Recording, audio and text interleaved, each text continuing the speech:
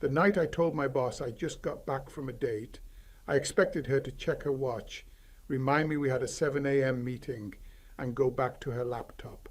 Instead, Nora Callahan looked at me across her desk and said, "She can't love you like I do." Too clearly, too fast. Like the sentence had been waiting behind her teeth for 2 years and finally got tired of waiting for permission. And for a moment I forgot how to breathe. My name is Caleb Merritt. I was 34, a senior project manager at Callahan and Reed Architecture, a firm that designed buildings for cities that had forgotten their own people. I'd been working there for 2 years. I was good at my job. I was even better at pretending everything else was fine. 7 months before that night, my marriage ended. Not with a fight, not with a dramatic door slam, or a thrown ring or a name called in anger. It ended the way a candle goes out when the wax runs dry. My ex-wife, Diane, sat across from me at our kitchen table on a Tuesday morning and said, "Caleb, I've been lonely for 3 years. I just didn't know how to tell you." She wasn't cruel about it. That was almost worse. She handed me the papers, like she was returning something that had always been mine, and left with 2 suitcases and the kitchen rug I never liked anyway. By Thursday, I was back at my desk, because I didn't know what else to do with a life that had just been quietly handed back to me. Nora put coffee on my desk that morning. No card, no sorry for your loss, no wide eyes or careful voice, just coffee, exactly how I take it. Dark, no sugar, placed beside my keyboard without a word, and gone before I could look up. I didn't think anything of it then. That was my first mistake.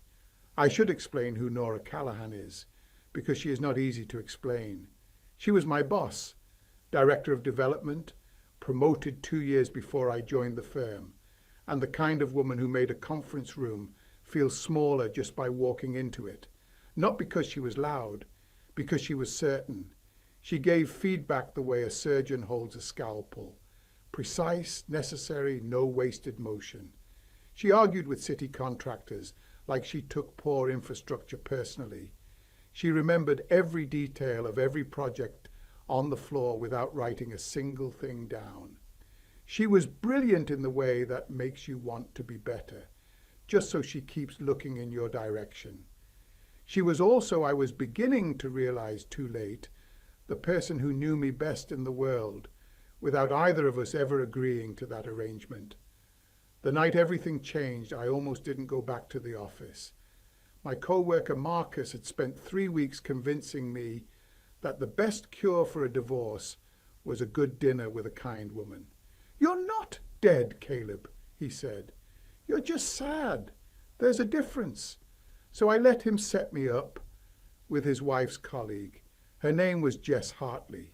She was warm, genuinely funny, and looked at me across the restaurant table like I was worth the effort. And all through dinner, I kept noticing things I had no business noticing. Jess laughed softly, like she was trying not to take up too much space. Nora laughed like she had just won an argument she hadn't planned on winning. Jess asked what drew me to architecture. Nora already knew. She had read it in my portfolio notes and called it quietly revolutionary for someone who claims he's just an engineer. When Jess said I seemed like someone with a lot of depth, I smiled and said thank you. What I didn't say was that the only person who had ever actually gone looking for that depth was currently on the 14th floor of our office building, probably still working. The date ended kindly. Jess hugged me outside the restaurant and said, I hope you find what you're looking for." The way she said it made me wonder if it had been obvious what I was looking for, or rather who. It was almost 9 when I got back to the office to grab my laptop. I expected the floor to be empty. Most of the lights were off. The city blinked through the floor-to-ceiling windows like a circuit board trying to say something. And there she was, Nora, at her desk in the far corner, jacket draped over the back of her chair, reading glasses on, a mug of tea gone cold beside her keyboard. She looked up when I came through the glass door. Her eyes moved to my jacket, my shirt, the fact that I was clearly not dressed for a late evening of project reviews. "You went out," she said, not a question. "Date," I said, like the word was casual, like my chest wasn't doing something complicated. Something crossed her face, fast, gone before I could name it. She looked back at her screen. "How was it?" "Nice?" She was quiet for exactly 3 seconds.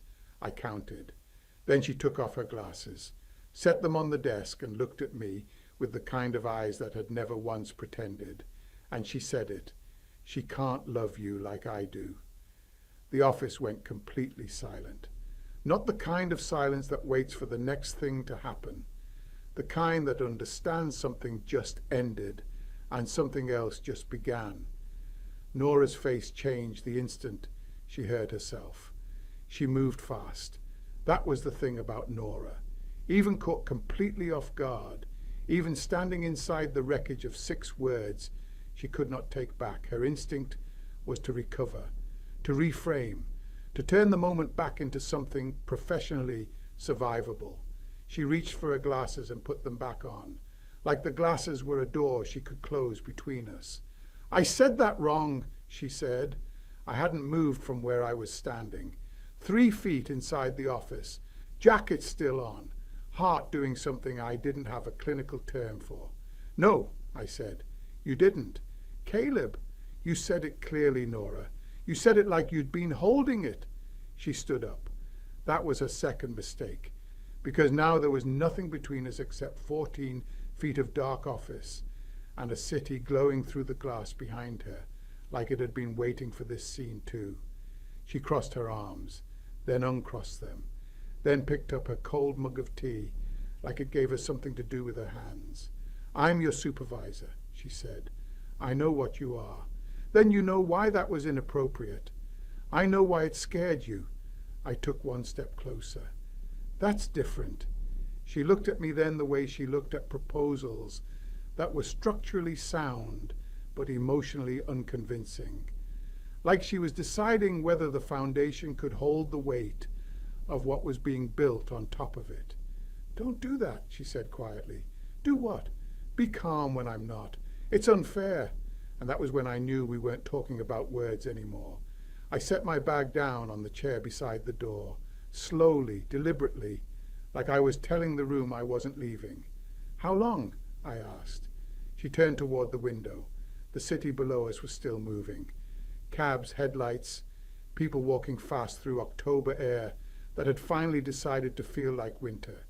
She watched it for a moment like she was looking for an exit in the skyline. "That is a reckless question," she said. "I know. It doesn't have a clean answer. I'm not asking for clean." She was quiet for so long, I thought she might just wait me out. Nora was good at waiting. It was one of the things that made her a formidable negotiator. She could outlast almost any silence in a room, but not this one. "You came back from 5 days off," she said finally, still facing the window. 7 months ago. You sat at your desk and you answered every email and you attended every meeting and you looked like a man who had decided that functioning was the same thing as healing. She paused. "And I watched you do it every day and I thought, somebody should tell him. Somebody who actually knows him should say, 'Caleb, you're not fine. You are organized. Those are not the same thing.'" The room felt smaller. "But I didn't say it," she continued, "because I'm your supervisor, because the line exists for a reason, because I told myself what I felt was just proximity, professional familiarity, the kind of thing that happens when you work closely with someone for 2 years and respect them." And she stopped.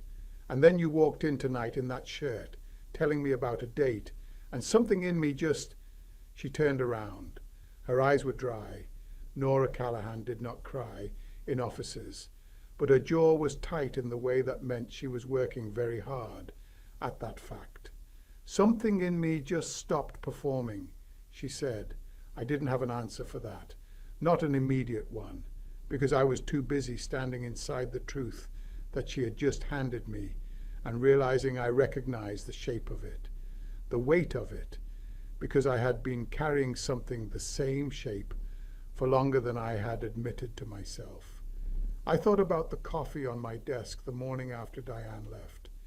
I thought about the way Nora had once stopped a full team meeting to say, Caleb's approach on the Riverside project isn't just efficient, it's the first design in 3 years that actually considered what the residents needed instead of what the budget preferred, and how she'd moved on before I could react. Like the compliment was a fact, not a gift. I thought about the late Tuesday nights when we were the last 2 people on the floor, and the work would slow, and the conversation would drift, and she would say things that made me feel like my ideas weren't just useful. They were mine, like she could see the difference.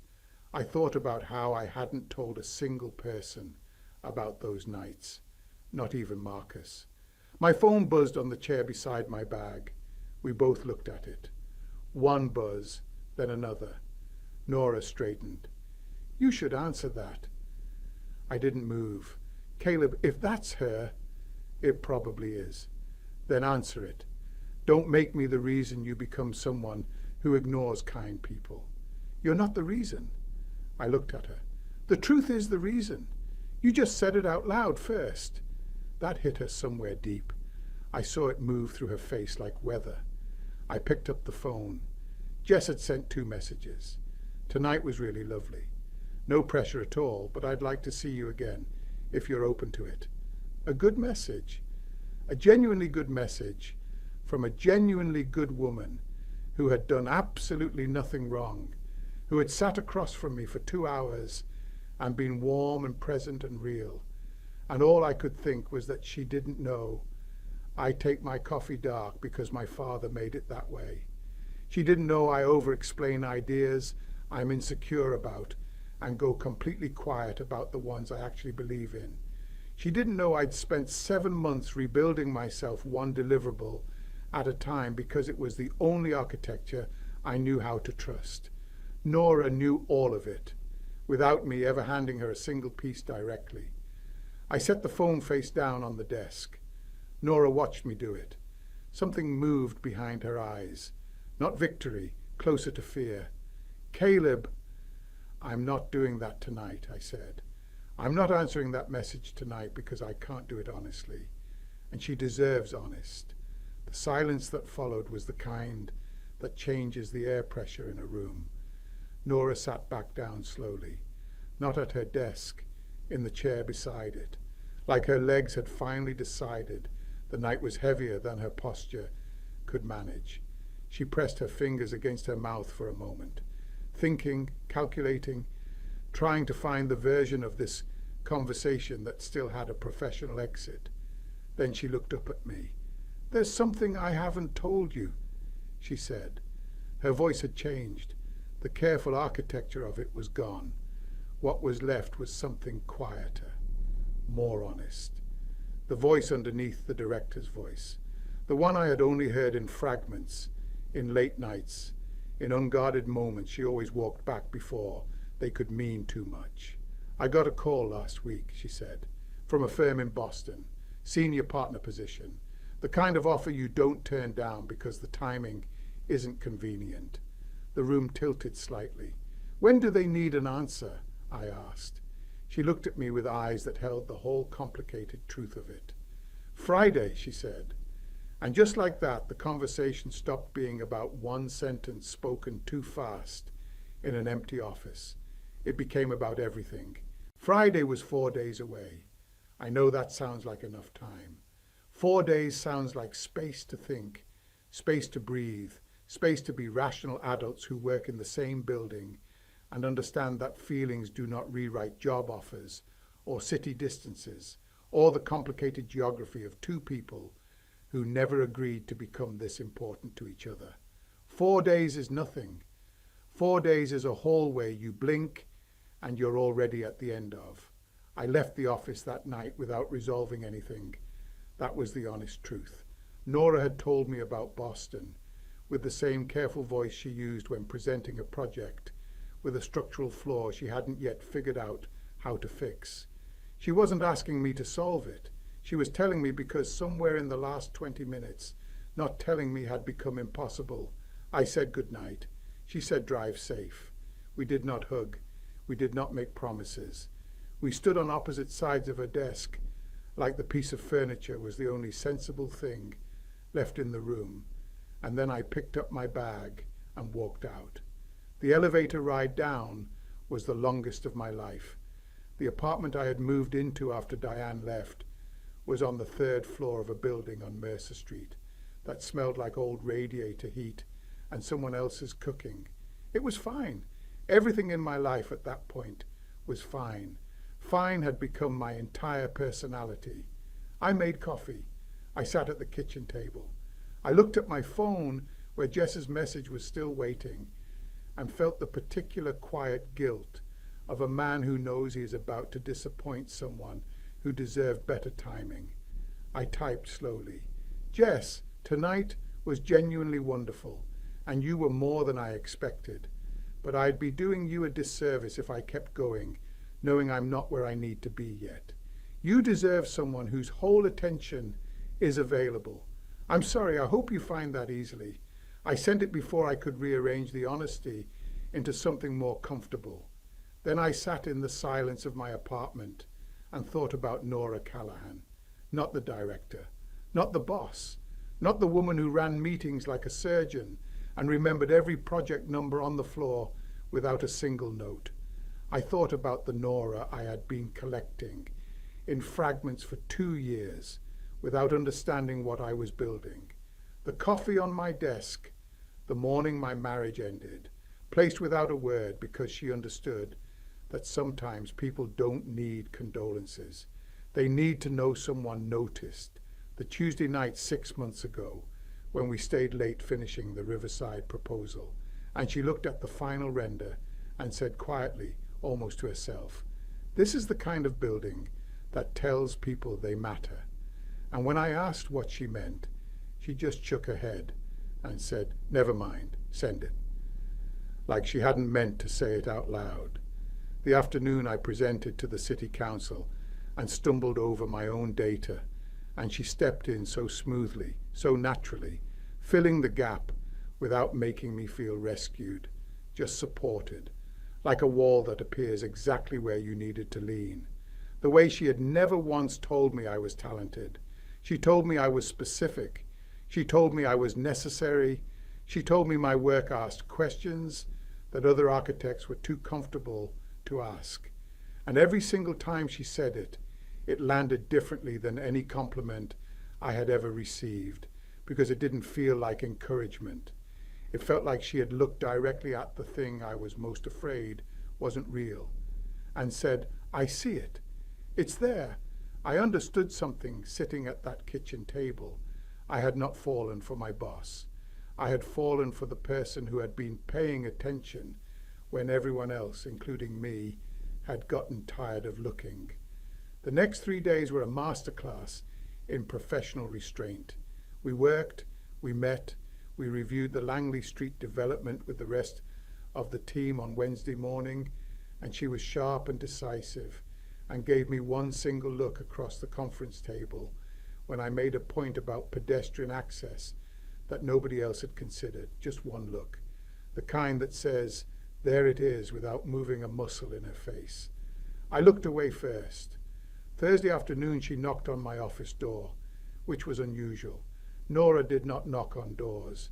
She opened them. Knocking meant she wasn't sure she was supposed to come in. That alone told me everything. I said, "Come in." She stood in the doorway in a charcoal blazer with her hair down, which she only wore down when she had been somewhere before work or was carrying something heavy. And she said, "I owe you a real conversation before tomorrow." "Okay," I said, "not here." We went to the coffee place 2 blocks from the office that neither of us ever went to with colleagues because it was too small and too quiet for professional distance. We sat at a corner table beside a window that looked out onto a street wet with early November rain. She wrapped both hands around her mug. I watched her gather herself the way I had only ever seen her do once before, right before she walked into a city council meeting she knew was going to be a fight. "I have been thinking," she said, "about what I said Monday night." "So have I. I need you to know it wasn't impulsive." She looked at me directly. "I need you to know I have been very disciplined about not saying it for a very long time. And I also need you to know that discipline has nothing to do with whether it's true." The rain tapped against the window beside us. "I know it's true," I said. She went very still. "I know," I continued, "because I've been paying attention too. I just convinced myself I was doing it professionally." I paused. "Nora, you put coffee on my desk the morning my life fell apart, and you didn't say a single word about it. Do you know what that did to me?" Her jaw tightened. "I didn't want you to feel managed." I felt seen. My voice dropped. "That's more dangerous." She looked down at her mug. For a moment the only sound was the rain and the low hum of the coffee machine behind the counter, and the particular silence of two people who have finally stopped pretending. "I called Boston this morning," she said. My chest tightened. And I told them I needed one more day." She looked up, because I realized I was about to make a major life decision without being honest about what I was actually deciding between. "What are you deciding between?" She held my gaze without flinching. "The life I planned for and the life that grew up beside me while I was busy planning." That sentence stayed in the air between us like something physical, like something you could reach out and hold on to. I set my coffee down. "I don't want you to turn down Boston for me," I said. "I need you to hear that first." She started to speak and I shook my head gently. "I don't want to become the reason your world gets smaller right when it's supposed to open. I have watched you work for 2 years, Nora. I know what you're capable of. I know what that offer means for the kind of career you have been building since before I walked into that firm. And I would never forgive myself if you looked back 10 years from now and saw my face where your ambition used to be." Her eyes had gone bright. She was working very hard at staying composed. "But," I said. She waited. "I also need you to know that if you go to Boston and you want to come back, I will be here. Not because I'm waiting passively, because I am choosing to be here.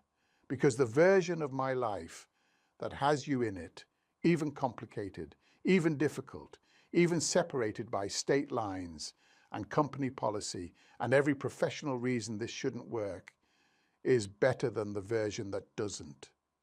Nora Callahan, who had walked into city council chambers and faced down developers twice her budget, who had never once been at a loss for words in any room I had ever watched her enter, looked at me across a small coffee shop table in the rain and could not speak.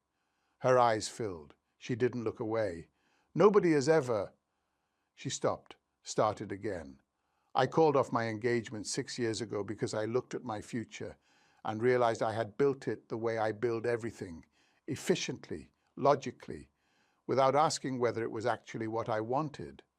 She took a breath. "And I promised myself after that I would never again choose the convenient thing over the real thing." "Is this real?" I asked. "Caleb?" Her voice broke slightly on my name. "You are the most real thing in my life, and I work 70 hours a week. That should tell you something." I laughed. She laughed. The kind of laugh that comes out when the tension has been wound so tight for so long that relief sounds almost identical to joy. Then she reached across the table and covered my hand with hers. Just that. Just her hand on mine on a rainy Thursday morning in a coffee shop nobody from the office ever used. Two people who had spent 2 years building something without a blueprint finally agreeing to call it what it was. "I'm going to take the Boston meeting," she said. I nodded. "Good. But I'm negotiating remote project options and a Midwest rotation." She held my gaze. because I'm done making decisions that assume connection has to be sacrificed for ambition. That sounds like a plan. I make excellent plans. You do, she smiled, and it was different from every smile I had catalogued over 2 years of watching her from across conference tables and project floors. This one had nothing to hide, no professional architecture holding it in shape. Just Nora, real, brilliant, terrifying, extraordinary Nora, smiling at me like I was something she had earned the right to want. She got the Boston position. Of course she did. The going wasn't easy, and I won't pretend otherwise, because stories that skip the hard parts are just lies, with good lighting. There were missed calls and time zone math, and Friday nights where a screen was the only thing between us and the particular ache of distance. There were moments I stared at the city outside my apartment window and felt the specific loneliness of loving someone who is exactly where she's supposed to be, just not beside you. But there were also Sunday mornings when she called before her first meeting just to talk about nothing. Project photos she sent me of Boston buildings with voice notes saying, "This transit access is an embarrassment. You would hate it. I thought of you immediately." There were the visits, long weekends that felt like whole seasons compressed into 48 hours. And there was the night, 8 months in, when I flew to Boston for a site meeting that was also, honestly, an excuse. And she picked me up from the airport in a coat I hadn't seen before and looked at me like I was the best part of a city she was still learning to love. Over dinner, she slid a folded piece of paper across the table. I opened it. It was a job posting. Senior Infrastructure Director, a new public development nonprofit, based partly in Boston, partly remote, covering projects in 4 states, including my own. She had circled it in red pen. At the bottom in her handwriting, neat until it got emotional, she had written, "You said you wanted to design for the people cities forget. This is that job. This has nothing to do with me, but it would be nice if it did." I looked up at her. "You found this," I said. "I found this," she confirmed. "For me. For the work. You just happened to come with it." I took the job, not for her, for the version of myself she had always seen more clearly than I had, for the drainage systems and transit lines and affordable housing proposals that were, as she once said, love letters to people who never get listened to, but also, honestly, a little for her. 2 years later, we got our first apartment together on purpose. Boston, 4th floor, big windows that caught the harbor light in the mornings and turned the whole living room gold. She made a color-coded moving spreadsheet. I followed it perfectly, just to see her face when she had nothing to argue about. She found something. She always did. The firm updated their policy. We disclosed everything professionally, handled every possible conflict of interest, and made it clean and documented and adult. It wasn't romantic. It was right. And sometimes right is its own kind of love language. 3 years after a rainy Thursday in a coffee shop, 2 blocks from an office where neither of us had meant to tell the truth, I proposed in our kitchen, not at a restaurant, not on the harbor at sunset, in our kitchen where every important conversation we had ever had always somehow ended up. She was standing at the counter in my old university sweatshirt, reading a city zoning brief at 9 in the morning, barefoot on a Saturday, because Nora Callahan did not believe weekends were an excuse to stop thinking. I set coffee beside her. She looked up and I said, "I have been paying attention to you for 5 years. I know which mug you use when you're pretending not to be stressed. I know you leave the last sip of coffee in the pot because throwing it away feels wasteful. I know you read emails out loud when you're nervous to send them. I know you argue with city policy like you take injustice personally, because you do, because that is one of the finest things about you." She was very still. I got down on one knee. "I know that you..." Said, "She can't love me like you do," I said. And I need you to know I spent 5 years proving to myself you were right. Nora covered her mouth. Her eyes filled the way they had in that coffee shop, bright and unguarded and completely, finally, undefended. Nora Callahan, I said, stay with me. Every city, every policy fight, every color-coded spreadsheet, I will pretend to follow. Every version of home we have to build from the ground up. Stay? She said yes before I finished the sentence. Too fast. Like the answer had always been ready. Like it had been sitting behind her teeth for 5 years, waiting for the right question. And somehow that was my favorite thing she had ever done. People ask me now how we got together. I usually say I went on a forgettable date and came back to the office too late. Nora always corrects me. She says, you came back to the office at exactly the right time. I just said the quiet part out loud. That is my wife, still precise, still impossible, still the woman who looked at a man performing fine and saw through every layer of it to something worth staying late for. She taught me that love is not always the loudest thing in the room.